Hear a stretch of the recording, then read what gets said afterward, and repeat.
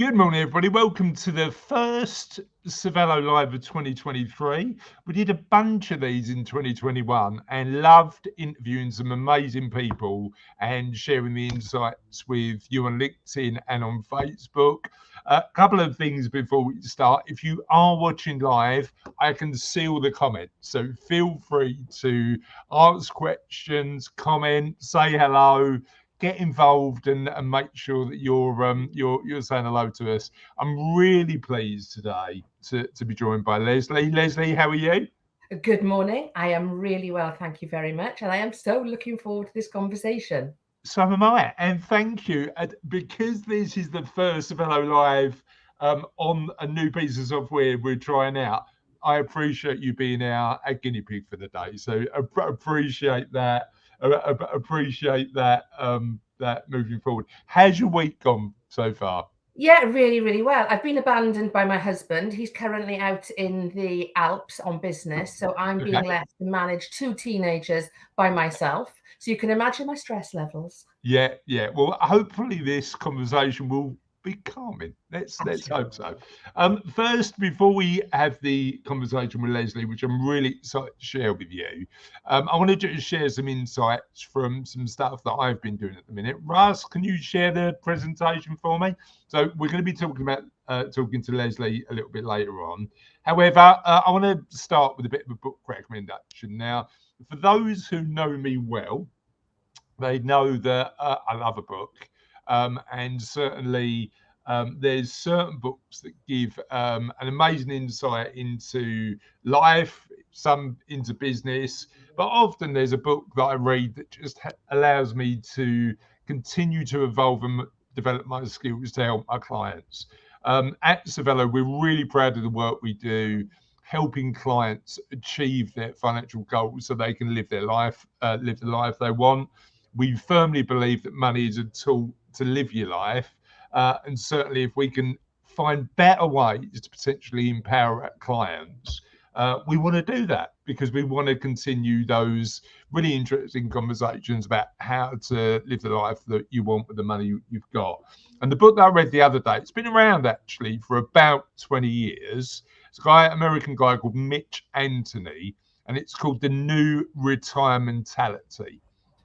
I read the 5th edition. I've got my copy here. Really worth a read because it talks about, and again, bear in mind the first edition was written 20 years ago. It talks about the fact that actually that old conventional way of looking at retirement, certainly my experience with a lot of my clients, that like life journey of learn, earn, and then stop is probably not one that's attractive to a lot of people anymore. And I remember, like, sort of where I sort of grew up in the East End of London. The generation before me, my dad's generation, and certainly my uncle's generations, were in a position where effectively they lived that life. They went to school, they went to work, and then they retired. And the challenge with that is actually um, you want to. My experience of working with my clients is they want to maintain a bit of enthusiasm, energy, and do stuff in the next stage of their life. So that old tradition of going to work, learning, going to work, and then stopping work, I think actually needs a shake up. And the New Retirementality book talks about not only how we use our money to live the life we want, but how we effectively use that time. And it's certainly worth a read, and gave me a few new tools that I can potentially share with my clients that really put into perspective the role money plays in their life, but also the importance of time. I'm a firm believer that time's more important than money because time is that finite resource. Without getting too morbid on a Wednesday, we've only got a limited amount of time. All of us have got a limited amount of time, and the reality is we really need to focus on how we spend that to improve our well-being, lead happier lives, and really get sort of purpose and value in our life. And one really interesting tool in the book is a time audit. So what Mitch Anthony shares in the book is how he helps his clients look at time in a different way, look at how they spend the time and what they spend the time on, and that'd be interesting to see in your life whether you've done that or not. I certainly haven't, but I intend to, because I think it'd be interesting to look at how much time I spend at work each week, how much time I spend with family, how much time I spend with friends, how much time I spend actually not only making money, but improving my well-being on an ongoing basis. And I think a perfect time to do that time audit is when actually your habits are changing, when you might be doing less work and thinking about what you're going to do to spend that time. I think it's a really interesting exercise to go through. One of the concepts that we talk about with our clients is their number. And that number is the number they need to achieve financial independence. Now, you'll notice that I'm not using the word retirement, because financial independence is a choice, right? As soon as you achieve financial independence, if you're really loving what you're doing and it's still earning you money, there's nothing stopping you doing it and carrying on. The reality is that number of financial independence gives you freedom to choose what you want to do with your time, and understanding what that number is to you is really important. But it starts with a plan. It starts with understanding a little bit about what that number might mean for you, and it starts by thinking about this. But Mitch's book gave me a really interesting insight, because we always define that number as when we speak to clients, as the number to achieve financial independence. And sometimes it's difficult to work out for you and for a lot of our clients what that number is. So let me just break it down in terms of what you might want to consider when thinking about what your number is, the number you want to achieve financial independence. So again, this is in the book. Certainly recommend you get the book and think about this, but this is how I break it down. Firstly, I'd look at the amount of income you need just to pay the bills. So survival money, what's the income you need to make sure that you've got a roof over your head and you've got heating and lighting and food and car, the minimum amount you need to make sure you pay the bills. Start with that. Next, safety money. If the boiler breaks down, or you need a new car, or I don't know what sort of white goods gadget went wrong in my house recently, the fridge. You need to replace the fridge. Anything like that. What amount do you feel comfortable with, either on an annual basis or as a lump sum, to make sure that if something goes wrong, you've got that money there?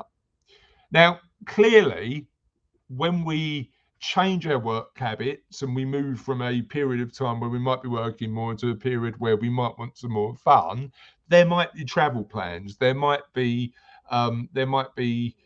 stuff that we want to do with family. So that's our freedom money. Freedom money is the amount of income we need on top of survival money to live the life we want. How much income would we need to do that? And once we've got that, we know effectively we can live the lives we want without ever running out of money again. Now, that's really empowering. But if you're like a lot of my clients, and certainly me, family is really important. So part of your plan, and certainly we factor this in and have conversations with our clients about it, is gift money. Do we want to help the kids get on the housing ladder? Do we want to pay for their rent whilst they're at university? Do we want to help them financially in a way to do that? Now, I'm a firm believer in working out your own financial plan, making sure you've got enough, putting your own oxygen mask on first, and then working out what we can give the kids. But certainly once we've worked out your freedom number, we can work out how much we can afford to give the kids. And then dream money. What would be the amount that means you never run out again, you could gift what you want, and you could really, really splurge and live your life that you want.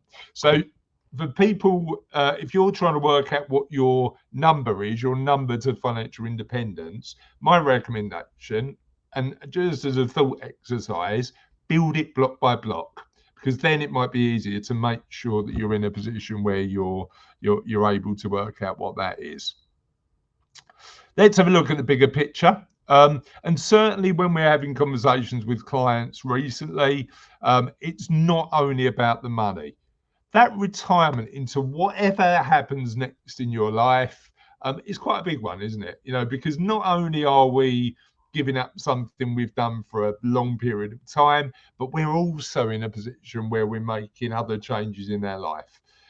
So what I'd suggest is it's a really good time to reassess and reanalyze other aspects of your life. So what does your life truly mean? What do you want to be remembered for? What do you want people at your funeral to say? What's your purpose and what are your values in life? Really important to make sure you're clear on that. Financial well-being we've already spoken about. How much is enough? What life do you want to live? And how are you using money as a tool to enable you to live the life you want? However, that's only one aspect of well-being you should be considering. Physical well-being. How do you maintain energy? How do you stay physically fit? What are you doing to make sure that you can live the life you want for as long as possible?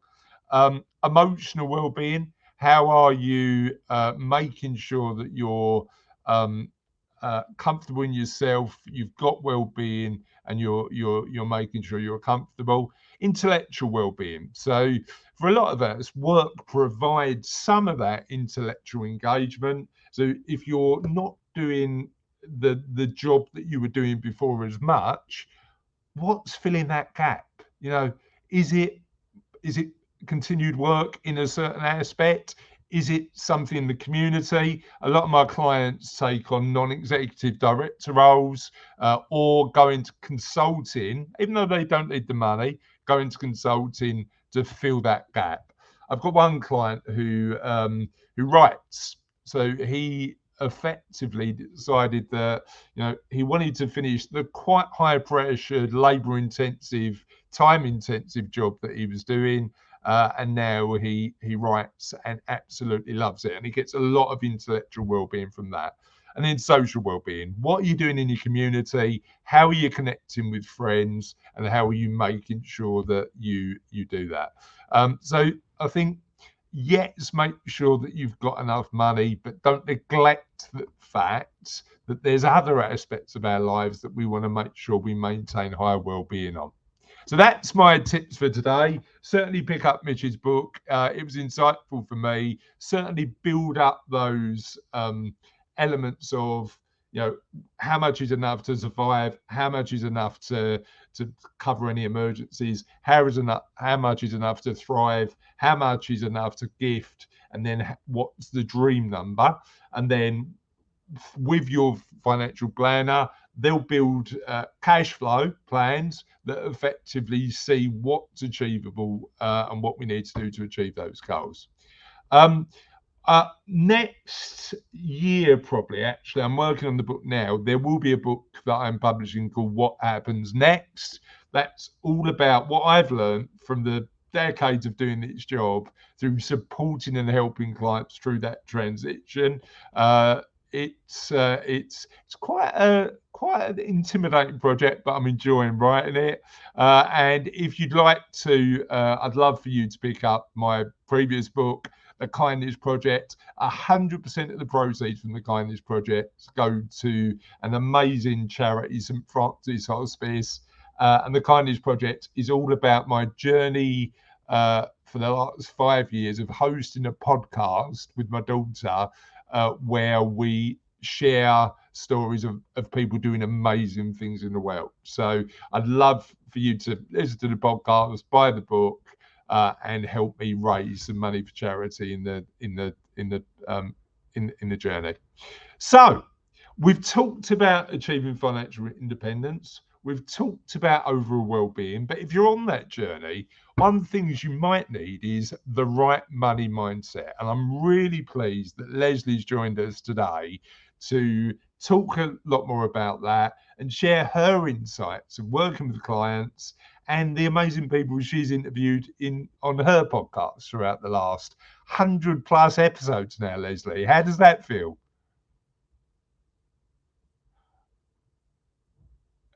Right, I can't hear you. That's because I did the really professional thing. You know what? I mean, that element of just saying, I thought that we'd have probably about 2 or 3 months of people saying, and I've done it as well, people saying, you're on mute. 4 years later. I know. I thought I'll mute myself so that there's no noise coming from my office or anything like that. And I will remember to turn it off, but I completely forgot. So We all do. We all do. Don't worry. So I should rewind. So I am on episode 97. 3 more to go to the 100, and I cannot believe, I know we all say it, but how quickly that time has gone from episode 1 to nearly being at episode 100.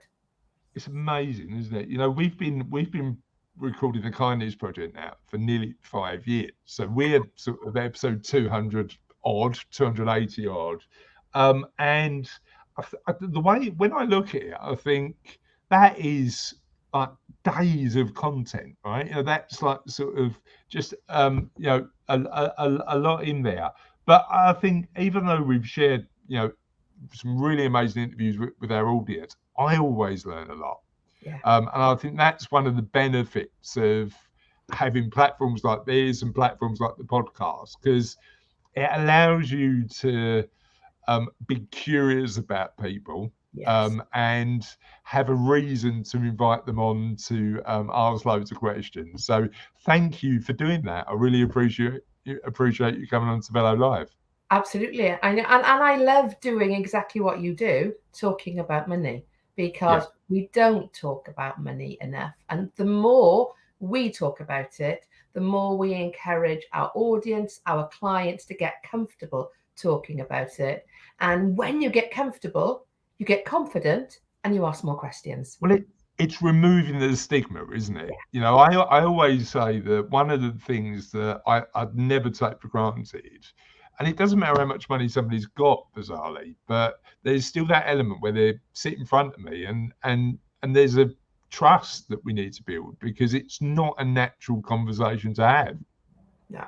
And I think as well, people today, are so aware of how many scams there are, particularly those people that try to gain your confidence in order to trick you out of your hard-earned cash. So in order to build a really good positive relationship, then I think people are even more wary these days about who they're talking to. Yeah, and actually, I think that's, that caution is probably appropriate, right? So I think we've done a number of sort of pieces of content to highlight scams, and I think if I think about, I don't know if I ever told you this, but there's I got involved in a body of work a few years ago now, probably about 6 years ago. There's a guy called Darren Cook who runs a financial planning practice up in Leicester. Amazing guy.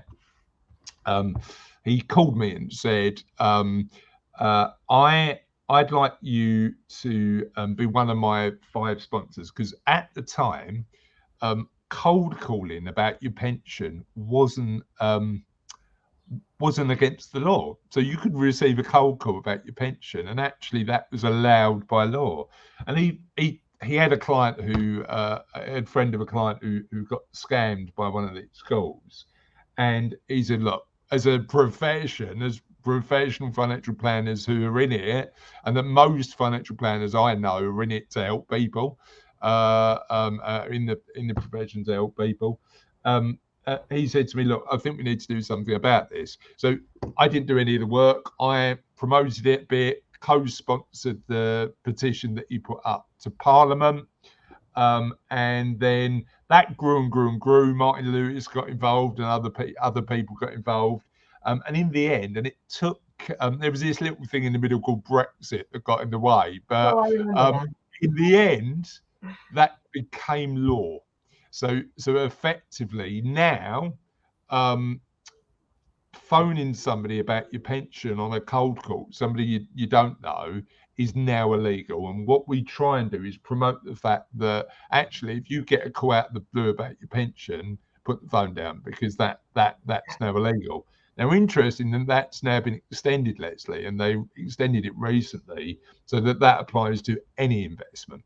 So I'm not saying it will stop the scams 100%, but at least now there's a law in place to make sure that sort of, people know it's now illegal. So I'm more proud of the work that Darren did, because Darren did all the work on it, but I'm proud of my tiny little part, because the way that I think about it's a fantastic thing to have achieved, though, because I think what is so fascinating is that whilst talking about money is a taboo, still, it shouldn't be, but it is, how many people actually, when they had a complete stranger on the phone saying, I want to talk about your pension, actually decided to have a conversation with a complete stranger and do stuff with that person that took their money away from them. And that is just fascinating to me, that happened when families will not talk to each other about money. And that's why we need to encourage that, right? We need to encourage more conversations about money. So tell us a bit about you. Okay, so I am the founder of the Money Confidence Academy. I am not a financial advisor. I am somebody that helps people to understand their relationship with money, their behaviors with money, which essentially comes down to helping them to better understand themselves. Because how we do money is how we do everything. So I am, as well as having a secondary business, as well as having 20 years experience in corporate life, I am a qualified mindset coach, hypnotherapist, timeline therapist, and I'm an expert in money personality and helping people to better understand their money profile, because in doing so, it gives them that more confidence and it allows them to build their sense of self-worth and self-value, which is a reflection of our relationship with money. So interesting, isn't it? How much of that starting point is that internal game? How much of that starting point is it? It is the beginning, the middle, and the end. Absolutely. Yeah. Because I think what a lot of people don't realize is that our relationship with money starts in our childhood before we're even really aware of money. It's because our sense of self-worth, self-value, and self-confidence actually develops in childhood. But more importantly, our sense of confidence goes down in childhood. Because as babies, we are all born equal when it comes to confidence. So somebody to say, I am not confident, you are naturally confident. You were born that way. But lots of things happened during the early years of your life that got layered upon, that took away that confidence. And once people realize they can go back to that natural state they were born with, actually, that's a light bulb moment. You know what's interesting as well? It's confidence. But when I think about like skills that like young kids and babies have got, and I try and encourage it in my girls, funny enough. We have this conversation all the time. Why encourage them to be as well? And this is something I've probably had to relearn as an adult, to be honest, is curiosity. The importance of always wanting to understand a little bit more.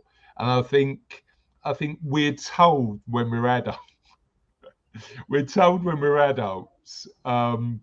sometimes that actually you should know all the answers, and the reality is none of us do.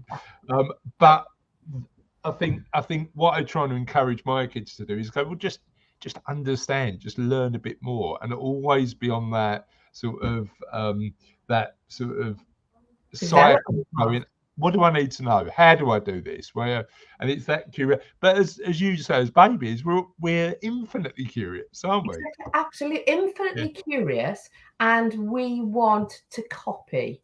That is why, babies start to crawl, pull themselves up, start to walk, because they are replicating what those big people in their world are doing. That's why they want to move from just drinking milk to eating solids, because again, that's what they see that we do. So it all starts off a very, very positive replication of adult behaviors. But then what happens? They start getting messages from their peers, from their teachers, from their parents about the things they're not good at, the things that they should no longer be doing. We're encouraged to not talk in class, to listen, to not be curious, and to be laughed at if you put your hand up and you ask a question that is viewed to be a daft question, but it's not a daft question if you don't know the answer. But that's why I think, what I was talking about before is really interesting, because if I go back to my dad and my uncle's generation, so two of my uncles worked in Tate and Lyle in East London for 35 years of their life. And I think the education system, and I know amazing teachers and I know people do amazing jobs at school, but I think the education system is built to train people for that industrial age, right? It's like, listen, do the job, here's your task, get on with it. But the world is changing, isn't it? It is, massively. And I think children are educated to pass an exam, not educated to thrive at life. And I think that is where things break down, that we need to give children the skills that they are going to need, not to survive. Because actually, I think that, again, is where the education system breaks down. They're given just enough skills, just enough to thrive, to survive, rather than thrive. And I think if we help them to develop that thriving mindset rather than that surviving mindset, then that would make a massive difference to our economy and the wider world as well. Yeah. And hopefully it will make people happier as well. Exactly. If they're inspired to thrive as opposed to living a survival life. So I'm fascinated about the area of teaching kids, and I've got my pad and pen ready to learn. So really, really interesting talking a little bit about that. But talk to me about the work you do with adults. So tell me a little bit about the Money Confidence Academy, the starting point and the journey you go through with the client to support them to be more confident about money. Okay, like with all businesses, the Money Confidence Academy is evolving. So my primary set of clients up until now have been female business owners who are looking to grow their business, but are recognizing something is holding them back. They're not quite sure what it is, but they recognize there is something that is not happening for them in the way that they want it to in their business. But I also now support corporates with financial well-being, because that is becoming more of a buzzword. And I say buzzword because I don't think it's being addressed largely correctly. I think financial well-being is being seen as a sticking plaster rather than looking at a more holistic approach. But actually, even more importantly, because our relationship with money, as I said, and as you know, begins in childhood. So we don't want to be just working with those people who have developed an unhealthy relationship. So I work with children. I coach a school here in Wiltshire, a year 10 group in Wiltshire, who have been going through a financial awareness program.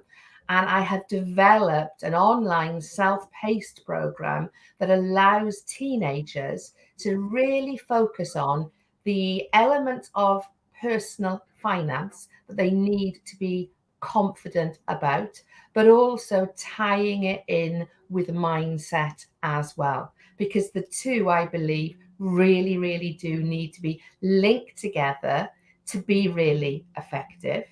And the reason why so many people fall into the trap of not having a confident relationship with money is because they haven't felt confident enough to ask the right questions. That's why people have fallen for those pension scams, etc. Yeah. They don't want to say, well, actually, I don't really understand about pensions, because they don't want to look silly. They don't want to look stupid. And how many of us have gone through life thinking, oh my God, I should know about that. Therefore, I don't want to expose a gap in my knowledge. Well, Yeah. if Yeah. as a teenager, you are encouraged to go and ask questions, go and find a trusted advisor. No question is a stupid question.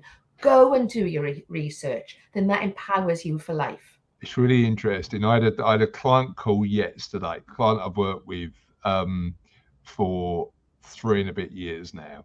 And he said to me, it was really funny. He said to me, I'm really sorry. You know what I'm like, Chris? I've done a bit of like reading in the background, and here's a bunch of questions. I said to him, John, absolutely fine. You should come to me with doing your own due diligence, challenging me, and having a really open and honest conversation about, what we're building in terms of your financial plan.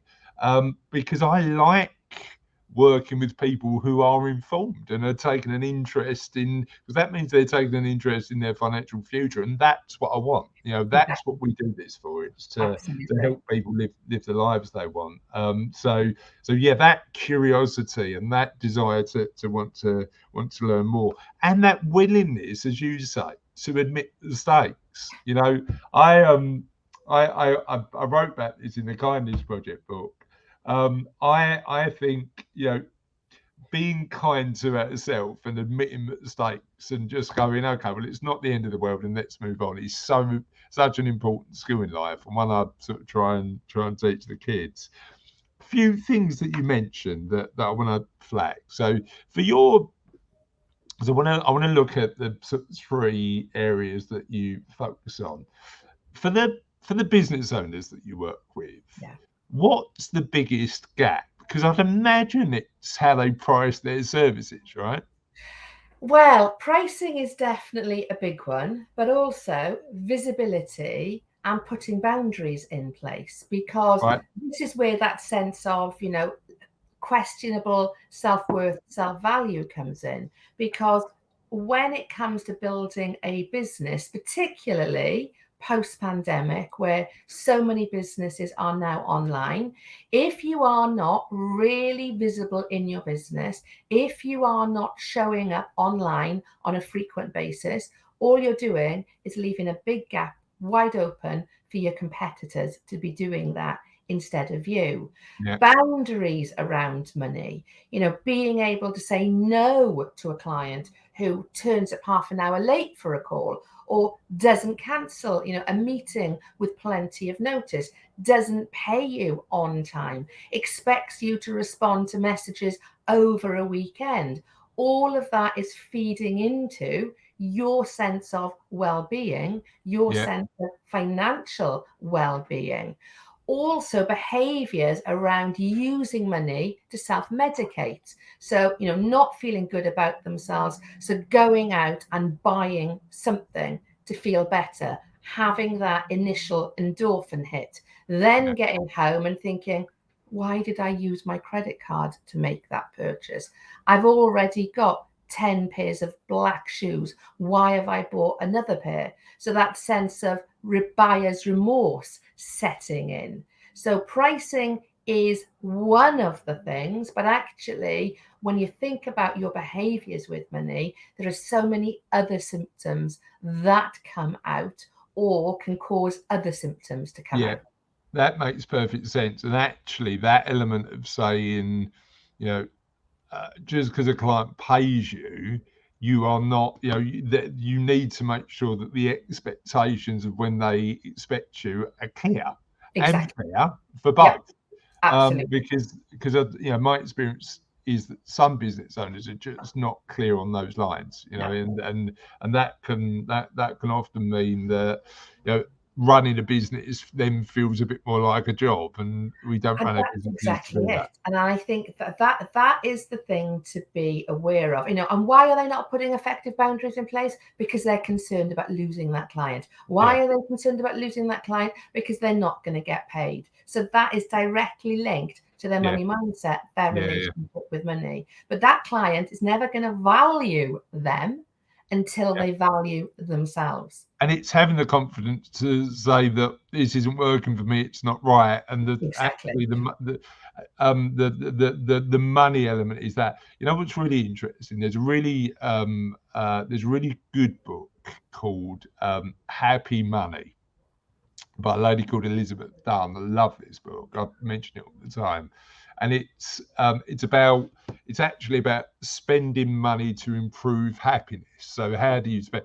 And the challenge, as you say, the challenge with spending money to buy stuff is that endorphin here is very, very short term, so that you've continued.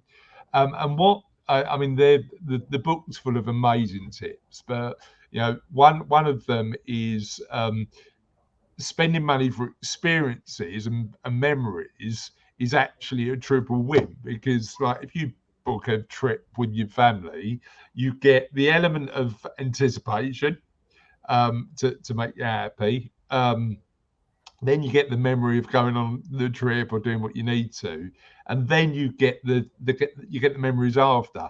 So actually, the endorphins that are released through spending money on doing stuff as opposed to buying stuff is a lot greater. Happy Money by Elizabeth Dunn, all backed by the science. Really, really worth reading. Yeah. So we've talked about business owners and the gaps that they've got. Talk to me about, you mentioned about the fact that financial well-being is a bit of a buzzword at the minute, but you think that some of the things doing in the name of financial well-being is a bit sticking plaster. Yeah. How have you built the program for corporates that makes it more holistic? It's making corporates aware that when people are in financial crisis or are moving towards a position of feeling in crisis, it is not just about the current environmental situation we find ourselves in around the cost of living crisis. A lot of corporates just want to have that tick in the box. So they'll bring somebody in to talk about pensions. They'll bring somebody else in to talk about debt. They'll bring somebody else in to talk about how are you going to pay for your children's education, when that is not dealing with the employee's relationship with money. But this is the interesting thing, isn't it? It's that element of saying, I consider the work we do technically with pensions or investments as the tactical stuff. Yeah. Right? Now, I don't think you can do it without doing some of the underlying work that you and I do around strategy. What does life mean to you? What is it about? And how do we use money as a tool to do that? Now, I agree with you. I think our relationship with money defines a lot of that, and it can either hold us back or drive us forward. But certainly doing the strategy first and then the tactic second has got to be the way you go. Otherwise, you can do all this stuff, but not know why you're doing it. Yeah. And that's the big thing. So that makes perfect sense to me. Right. So the stuff you do with kids. Now, I've done some bits with kids in schools in terms of teaching them about money, and I was surprised about a couple of things. Number one, there was a couple of kids in the class. So we sponsored a classroom of kids, 30 kids through a financial education program back in 2019. There was two kids who seemed to know all of the answers for the questions that I was going to get them. And there was a couple of kids who just wasn't engaged, but actually the overall engagement was pretty good. But I learned I learned a lot from the fact that actually kids are more open for the conversation with money than a lot of adults. Yeah.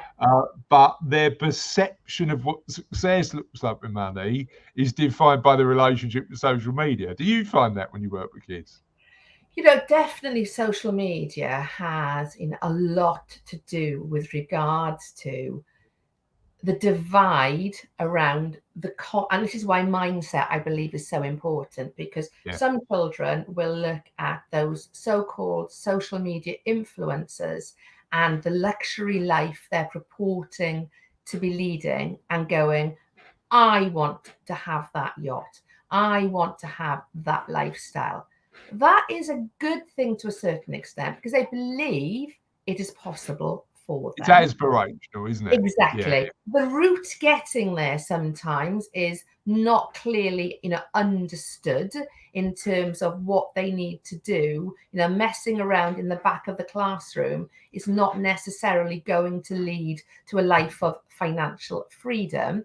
But it also highlights those children who look at influencers and believe it's never going to be possible for them, that believe life is always going to be a struggle for them, that they are going to always come up against challenges that they're going to find hard to overcome. Yeah. And I think that is why when we provide financial education, we have to, particularly for children, but not just children, we have to make them aware that whether they believe it is possible or not for them doesn't come down to their background, their qualifications, their to a certain extent, it does come down to their aspirations, but it comes down to their belief it is possible for them.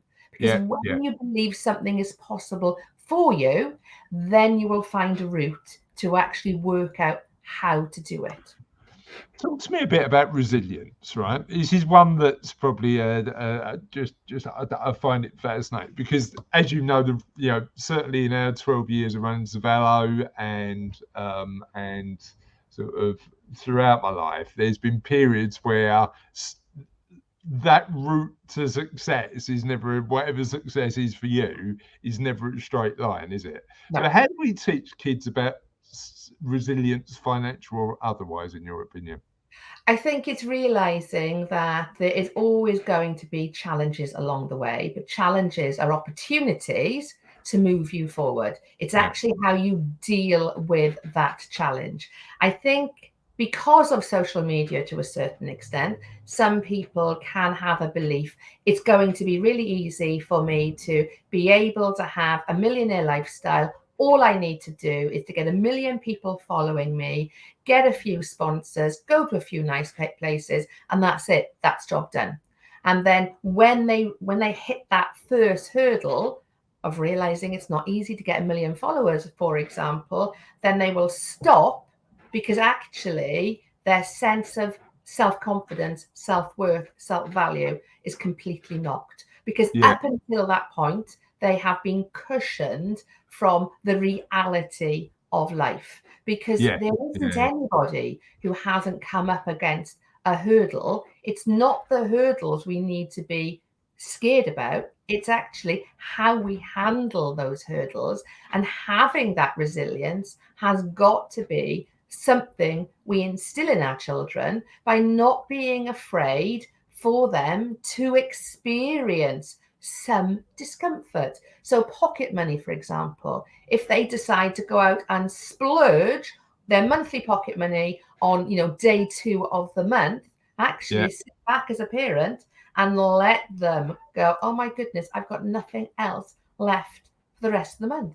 How am I going to go out with my friends? How am I going to buy the latest download on iTunes, etc.? But what you've done is learned a lesson through doing that, right? Exactly. So you might have made a mistake, but you've learned a lesson. And that's exactly in a safe way. Yeah, exactly. And actually, sometimes I have this conversation with Katsy a lot. Sometimes, regardless of what we've learned throughout our life, we can try and teach our kids. Sometimes they've got to learn those lessons for themselves, so they sort of know how it feels personally. And you, like as parents, I think sometimes it's a difficult one, isn't it? Because you want to go, just I've learned that, let me teach you. And I think some things you can certainly do that, and kids hopefully take that on board. But there's stuff they need to feel as well. Do you know what I mean? And go through that experience. Exactly, because our relationship with money is based on emotions.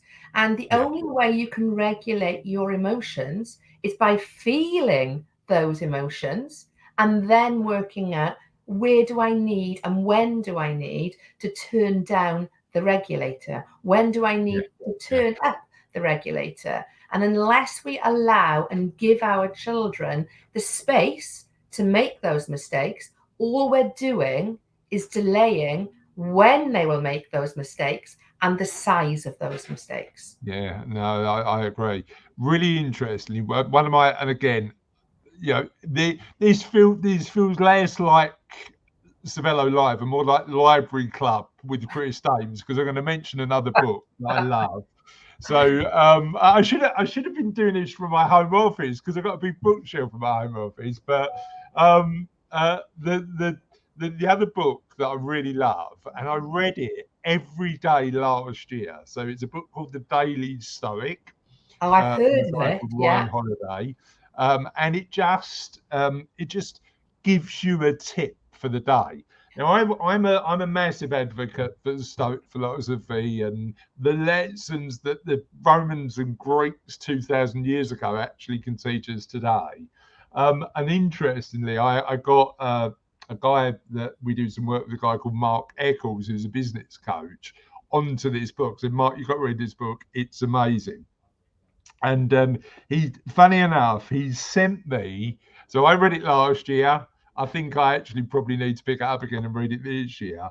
But July the 5th, like sort of quote of the day, is no one said it'd be easy. So if doing good was easy, everybody would do it. The same goes for your duty. If anyone could do it, it would have been assigned to somebody else. But thankfully, it was assigned to you. So it's pertinent that we're talking about being resilient, going through that stuff, and getting through it. Because I think, I mean, the reality is that life has challenges, and we all need to sort of get comfortable in that space. Talk to me a little bit about, one quick comment. Charlie, thank you for your comment, mate.